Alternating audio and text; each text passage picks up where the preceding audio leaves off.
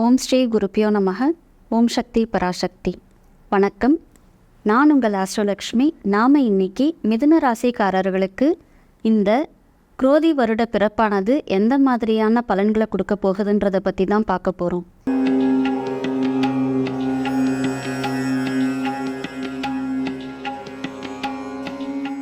முதல்ல குரோதியினுடைய பொருள் அப்படின்னு பார்த்தோம்னாலே, குரோதி அப்படின்ற பொழுதே பகை. அதில் இந்த வருஷம் பார்த்தீங்க அப்படின்னா ராஜாவாக செவ்வாயும் மந்திரியாக சனீஸ்வரனும் வராங்க. அதுவும் இல்லாமல் இந்த பிறப்பின் பொழுது, இந்த ஆண்டு பிறப்பின் பொழுது பார்த்தீங்க அப்படின்னா சனீஸ்வரனும் செவ்வாயும் ஒன்றாக கும்பராசியில் உட்கார்றாங்க. இதுவே ஒரு பெரிய தாக்கங்களை ஏற்படுத்தக்கூடிய ஒரு பிளேஸ்மெண்ட். அது எதனால் அப்படின்னு பார்த்தோம்னா, சனீஸ்வரனும் செவ்வாயும் கடுமையான பகை கிரகங்கள். இந்த ரெண்டு பேரும் ஒருத்தருக்கு ஒருத்தர் சுத்தமாக ஆகவே ஆகாது. அதனால தான் சனீஸ்வரன் செவ்வாய் பார்வை பெறும் பொழுது நிறைய தாக்கங்களை ஏற்படுத்துவாங்க ஜாதகருக்கு. அதுபோலவே இந்த வருடம் பிறக்கின்ற பொழுதே அவங்க ரெண்டு பேரும் ஒன்றாவே உட்கார்றாங்க. இதில் ராஜாவும் மந்திரியும் ஒன்றாக உட்கார்ந்து கடுமையான பகை விளைவுகளை ஏற்படுத்த போகிறாங்க. அப்போ இந்த வருஷம் முழுவதும் அப்படியே தான் இருக்குமா? ஆமாங்க, பகை இருக்கும், திருட்டு பயம் இருக்கும். மக்களுடைய மனசில் பார்த்தீங்க அப்படின்னா தேவையில்லாத மன பயம் ஏற்படும், மனக்குழப்பம் ஏற்படும். விலை உயர்ந்த பொருட்கள்லாம் பார்த்தீங்க அப்படின்னா காணாமல் போகக்கூடிய வாய்ப்புகள் உருவாகும். மழையினுடைய தாக்கம் கொஞ்சம் கம்மியாக தான் இருக்கும். எப்போ மழையின் அந்த மழை பொழிவு கம்மியாக இருக்கோ அப்போவே பார்த்தீங்க அப்படின்னா விளைச்சல் கம்மியாகவே ஆகிடும். அப்போ விளைச்சல் கம்மியாச்சுன்னா உங்களுக்கு ஆட்டோமேட்டிக்காக விலைவாசி உயர்வு ஏற்படும். அப்போ இந்த வருடம் அப்படின்றது பார்த்திங்கன்னா கொஞ்சம் ஒரு கஷ்டமான ஒரு டாஸ்க்கு தான் கிராஸ் பண்ணி போகிறதுன்றது இருந்தாலும், ஆன்மீகம் மூலமாக நிச்சயமாக இந்த வருஷத்தை நம்ம ஈஸியாக கிராஸ் பண்ணி போயிடலாம்.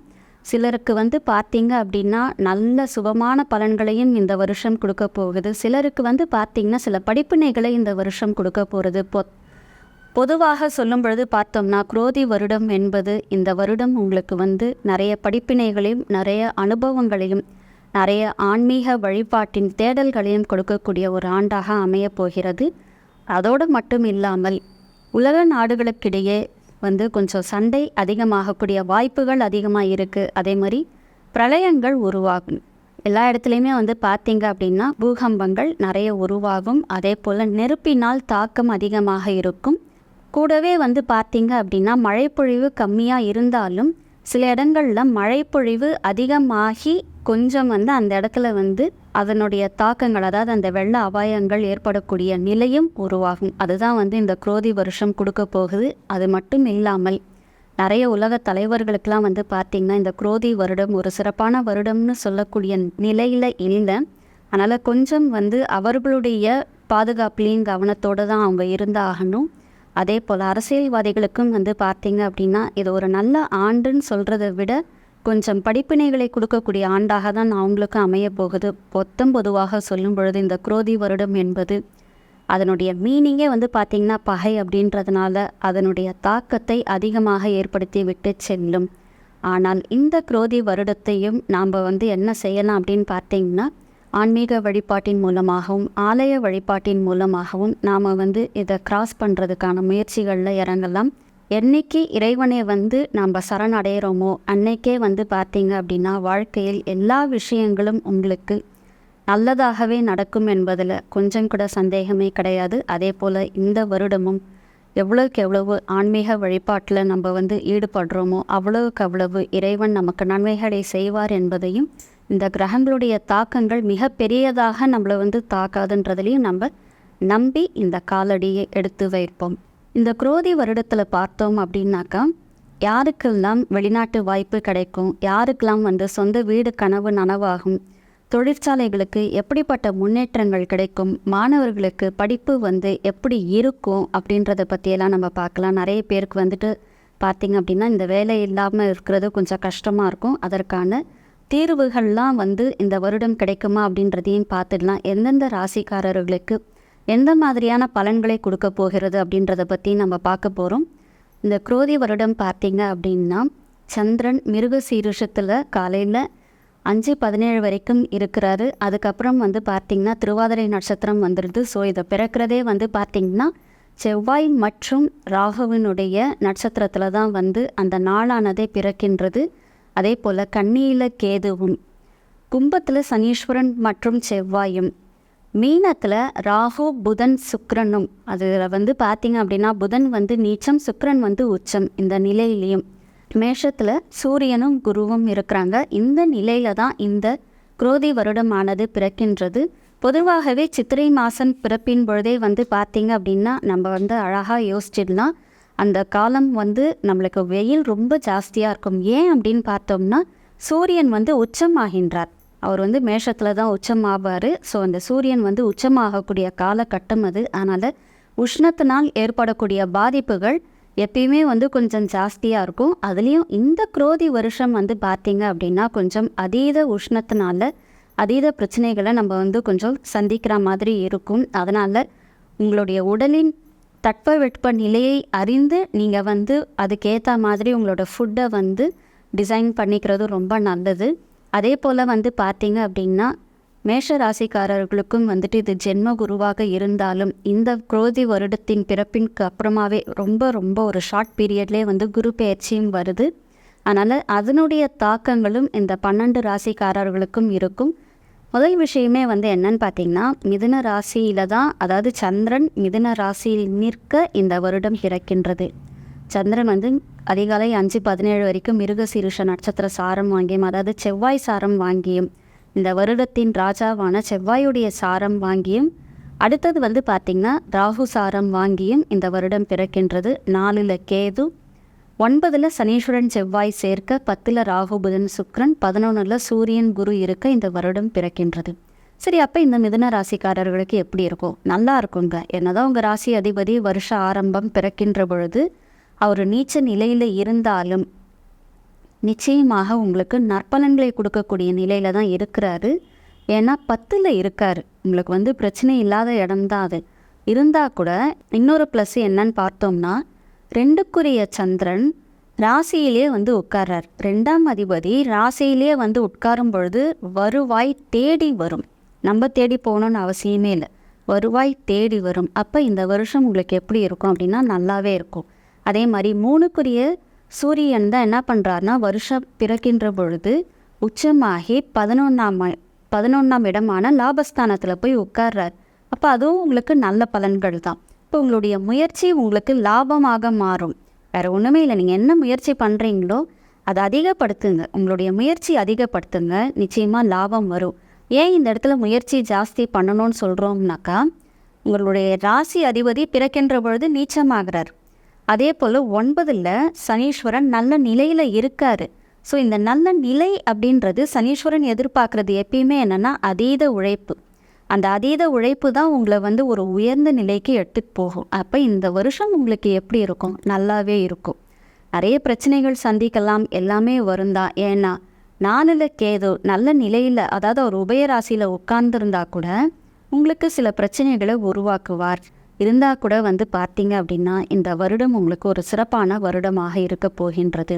என்ன ஒன்று, இந்த வருடத்தினுடைய ஆரம்பத்திலேயே, அதாவது ஒரு சின்ன ஷார்ட் பீரியட்குள்ளேயே குரு பெயர்ச்சி வர்றதுனாலையும், அதுக்கப்புறம் உங்களுக்கு சனீஸ்வரன் வக்ர பெயர்ச்சி ஆகிறதுனாலையும் சில பின்னடைவுகளை நீங்கள் சந்தித்தாலும் உங்களுக்கு வந்துட்டு இந்த வருஷம் வந்து நல்ல வருஷமாகத்தான் இருக்க போகிறது. ஸோ மிதுன ராசிக்காரர்கள் உங்களை தேடி வருவாய் வரும் அப்படின்ற நிலையில் இருக்கிறதுனால அதற்கான முயற்சி, அதற்கான உழைப்பு மட்டும் போட்டிங்க அப்படின்னா போகும். ஃபினான்ஷியலி செட்டில்டு அப்படின்ற நிலை உங்களுக்கு இந்த வருஷம் ஸ்ட்ராங்காக இருக்கும். அதற்கான முயற்சியில் நீங்கள் இறங்குங்க. அதே போல் 4 கேது எப்போ வந்து சுகஸ்தானத்தில் கேது உட்கார்றானோ, 10ஆம் வீட்டில் வந்து ராகு உட்காருகின்றானோ, அப்போ வந்து பார்த்திங்க அப்படின்னா சுகஸ்தானத்தை கேது கெடுப்பார். அவருக்கு அது நல்ல வீடு தான், ஏன்னா உபய வீடு நல்ல வீடு தான். இருந்தாலும் கூட இந்த வீடு மனை வாகனம் மூலமாக சில பிரச்சனைகளை உங்களுக்கு ஏற்படுத்துவார். அதனால் என்ன செய்யணும் அப்படின்னா, இந்த வருஷம் ஏதாவது நீங்கள் வந்துட்டு வீடு வாங்கலாம், இல்லை வண்டி வாங்கலாம், இல்லை ஒரு காலி இடம் வாங்கலாம் அப்படின்ற நிலை வச்சுருந்தீங்க அப்படின்னா கொஞ்சம் அதை தள்ளி போடுங்க. இல்லை அப்படின்னா உங்களுடைய வீட்டில் வந்து இருக்கக்கூடிய மற்றவர்களுடைய ராசியினுடைய தன்மைகளை பாருங்கள். அதை பார்த்துட்டு நீங்கள் வந்து முயற்சி பண்ணுங்கள், அவங்க பேரில் வாங்கலாமா அப்படின்ற ஒரு எண்ணத்தை வந்து கொஞ்சம் செயல்படுத்துறதுக்கு பாருங்கள். இந்த வருஷத்தில் வந்து பார்த்தீங்க அப்படின்னா வருட ஆரம்பத்தில் 5ஆம் வீட்டு அதிபதி சுக்கிரன் இந்த சுக்கிரன் வந்து என்ன பண்ணுறாருனா உச்சமாகிறார் இந்த வருடத்தினுடைய ஆரம்பத்தில். அப்போ வந்து இந்த பூர்வ புண்ணியம், குழந்தை பாக்கியம் இதெல்லாமே வந்து உங்களுக்கு ஒரு ப்ளஸ்ஸான ஒரு நிலையில் தாங்க இருக்குது. இப்போ பூர்வ புண்ணியம் ஸ்ட்ராங் ஆகிடுது. பூர்வ புண்ணியம் ஸ்ட்ராங் ஆகும் பொழுது அதில் கிடைக்கக்கூடிய ஆதாயங்கள் உங்களுக்கு அதிகமாக இருக்கும். சிலருக்குலாம் வந்து பார்த்திங்கன்னா அப்பா வழி சொத்து இத்தனை நாள் கேஸில் இருந்திருக்கும். அதில் 4ல் வேற கேதுவா, என்னடா இது எப்படி தான் முடிய போகுதோ அப்படின்ற பொழுது ஒரு மிராக்கிள் மாதிரி அந்த கேஸ் உங்களுக்கு நல்லபடியாக சாதகமாக முடிஞ்சு உங்கள் கையில் அந்த பூர்வீக சொத்துக்கள் வந்து சேரும். அப்போ உங்களுக்கு இது ஒரு ப்ளஸ் பாயிண்ட். அதே போல் வந்து பார்த்தோம்னா குழந்தை பாக்கியம். இப்போ ஒரு பெண் வந்து குழந்தைக்கு எதிர்பார்க்குறீங்க, மிதுன ராசி பெண்ணாக இருக்கீங்க, ஒரு குழந்தைக்கு எதிர்பார்க்குறீங்க அப்படின்னா இந்த வருஷம் அது உங்களுக்கு சக்ஸஸ் ஆகும். 5ஆம் வீட்டு அதிபதி தானே வந்து உங்களுக்கு 11ல் நல்ல நிலையில் உட்காந்துருக்காரு. அதனால் உங்களுக்கு அது சக்ஸஸ் ஆகக்கூடிய நிலைப்பாட்டை தருவார்.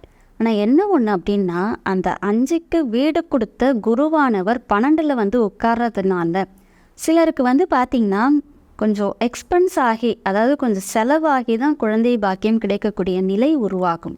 அதனால் இது எல்லாத்தையுமே நீங்கள் வந்து கொஞ்சம் புரிஞ்சுக்கிட்டு அதுக்கேற்ற மாதிரி நடந்துக்கணும். இல்லை எங்களுக்கு வந்து குழந்தையே கிடைக்கலையே, குழந்தைய வந்து நிற்கவே இல்லையன்ற மாதிரிலாம் ஃபீல் பண்ணாமல் அதற்கான முயற்சி என்னமோ ஒரு டாக்டரை போய் கன்சல்ட் பண்ணுறது அப்படின்றது எல்லாத்தையுமே பார்த்துக்கிட்டிங்கன்னா ரொம்ப நல்லது. ஏன்னா இந்த 4 கேது சில விரயங்களை கொடுக்க தாங்க செய்வார். 12 குரு விரயத்தை கொடுக்குறாரு அப்படின்னா குரு வந்து 100% சுபகிரகம். அதனால் அவர் வந்து ஒரு நல்ல பிளானட் உங்களுக்கு 12ல் போய் உட்காந்து விரயத்தை கொடுக்குறாரு அப்படின்னா சுப விரயத்தை தான் கொடுப்பார். ஆனால் இந்த 4 கேது இருக்கார் பார்த்தீங்களா, அவர் வந்து ஒரு சுப விரயத்தெல்லாம் கொடுக்க மாட்டார். ஏதாவது ஒரு மெடிக்கல் செலவு அவருக்கு கொடுக்கணும். ஏன்னா அவரோட வேலை அது, அவர் அதை செய்கிறாரு. அப்போ அந்த சுப விரயமாக மாற்றணும் அப்படின்னா நீங்கள் கொஞ்சம் இந்த மெடிக்கல் செலவு பண்ணீங்க அப்படின்னா குழந்தை பாக்கியம் கிடைக்கும். அந்த குழந்தைக்காக நீங்கள் பண்ணக்கூடிய செலவு என்பது சுப விரயமாக மாறும். அதை நீங்கள் இந்த வருஷம் பார்த்து பிளான் பண்ணிக்கோங்க. இந்த வெளிநாட்டு வாய்ப்பு இது எல்லாமே வந்து கொஞ்சம் வந்து தள்ளி போடுறதுக்கான முயற்சியில் இறங்குங்க. ஏங்க 2க்குரியவன் தான் எங்களுக்கு வந்து ராசியிலே உட்கார்றாரு அப்படி தானே பிறக்குது, கரெக்டு தாங்க. இருந்தால் கூட வந்து 4 அப்படின்றது உங்களுக்கு கொஞ்சம் வந்து பிரச்சனைக்குரியதாக இருக்கிறது. ஆனால் 6ஆம் இடமான செவ்வாய் அது வந்து ஒரு நீர் ஸ்தலம் தான். அந்த விருச்சிகம் அப்படின்றது ஒரு நீர் ராசி தான், நல்ல நிலை தான். அவர் தான் இந்த வருஷம் ராஜாவாகவும் இருக்கிறார். எல்லாம் நல்லா இருந்தால் கூட கொஞ்சம் வந்து செலவுகளை அதிகப்படுத்தி தான் நீங்கள் வெளிநாட்டுக்கு போகக்கூடிய நிலையை உருவாக்குகின்றது. அதனால் நம்ம என்ன செய்யணும் அப்படின்னா வெளிநாட்டு பிளான் அப்படி ஏதாவது இருந்தது அப்படின்னா உங்களுடைய செலவுக்கு மீறின ஒரு விஷயமாக இருந்தால் அதை செய்ய வேண்டாம். இதுவே இப்போ நீங்கள் வேலைக்காக முயற்சி பண்ணி வெளிநாட்டுக்கு போகிறீங்கன்னா அதை செய்யலாம். ஒரு படிப்புக்காக வெளிநாட்டுக்கு முயற்சி பண்ணி போகிறீங்கன்னா செய்யாதீங்க. ஏன்னா 4 கேது உங்களுக்கு வந்து தடை தாமதங்களை ஏற்படுத்துவார். இல்லைங்க நான் இந்த வருஷம் போனால் தான் உண்டு, இல்லை அப்படின்னா எனக்கு நெக்ஸ்ட் இயர்க்கெலாம் இதுக்கு வந்து வாய்ப்பே இல்லை அப்படின்ற பொழுது தடை தாமதங்கள் ஏற்படுத்த உடனே நரசிம்மர் வழிபாடு பண்ணுங்கள். அதுக்கப்புறம் அதை சக்ஸஸ் பண்ணிட்டு கிளம்புறதுக்கு பாருங்கள். இந்த வருட ஆரம்பத்தில் வந்து பார்த்தீங்கன்னா 6ஆம் அதிபதியான செவ்வாய் 8ஆம் அதிபதியான சனீஸ்வரனோடு சேர்ந்து 9ல் போய் உட்கார்ந்துருக்கார். அப்போ என்ன ஆகும் அப்படின்னா அப்பா வழியில் அவருக்கு ஆரோக்கியத்தில் சில குறைபாடுகள் வரும். உங்கள் அப்பாவுக்கு ஏதாவது ஒரு ஹெல்த் இஷ்யூஸ் இருந்திருந்தால் அதனுடைய தாக்கம் உங்களுக்கும் வந்து சேரும். சிலருக்கு வந்து பார்த்திங்கன்னா அப்பாவுடைய ஹெல்த்துக்காக ஸ்பெண்ட் பண்ணுற மாதிரி இருக்கும்.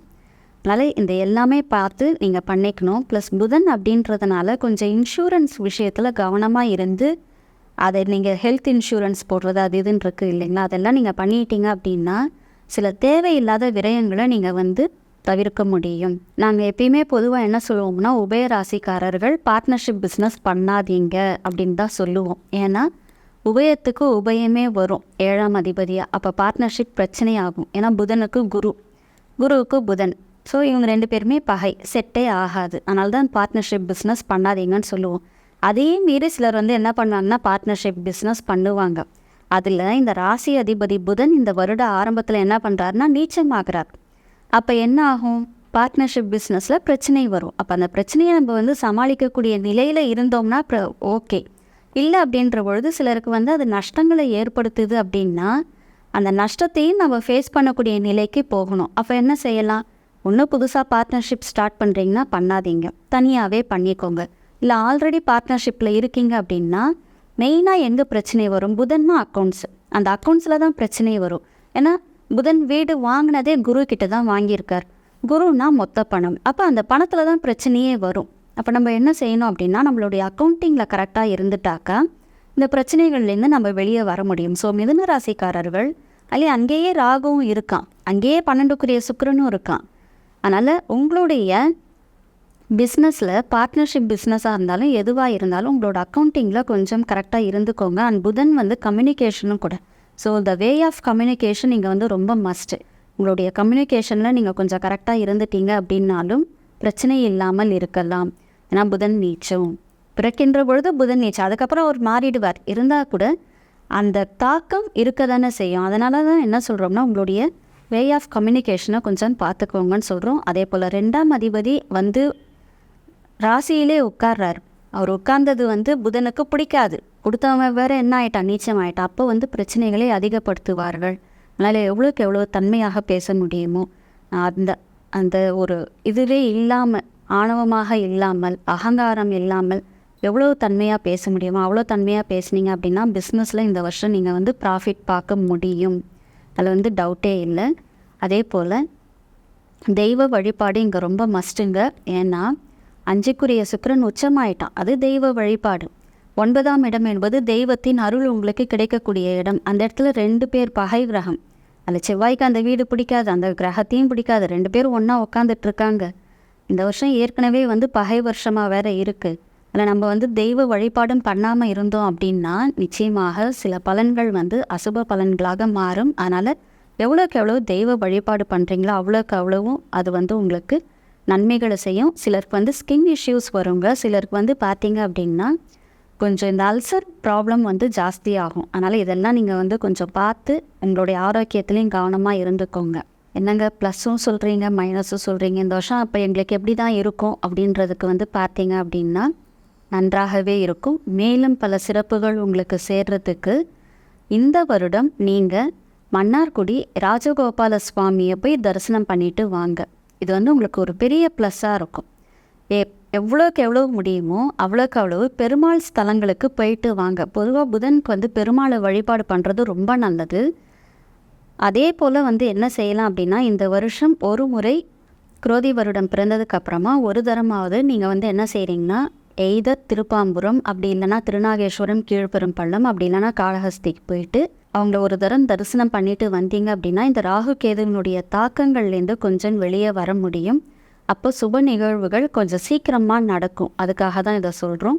மென்மேலும் நற்பலன்களை நீங்கள் பெறுவதற்கு எவ்வளவுக்கு எவ்வளவு சயன கோலத்தில் இருக்கக்கூடிய ரங்கனை சேவிக்க முடியுமோ அவ்வளோக்கு அவ்வளோ சேவிச்சுட்டு வாங்க. இந்த குரோதி வருடம் உங்களுக்கு ஒரு மிகப்பெரிய டாஸ்காக மாறாமல் ரொம்ப சிம்பிளான ஒரு வருஷமாக மாறி உங்களுக்கு எல்லா விதமான சக்ஸஸையும் கொடுக்கும் என்பதில் எந்த ஒரு சந்தேகமும் இல்லை.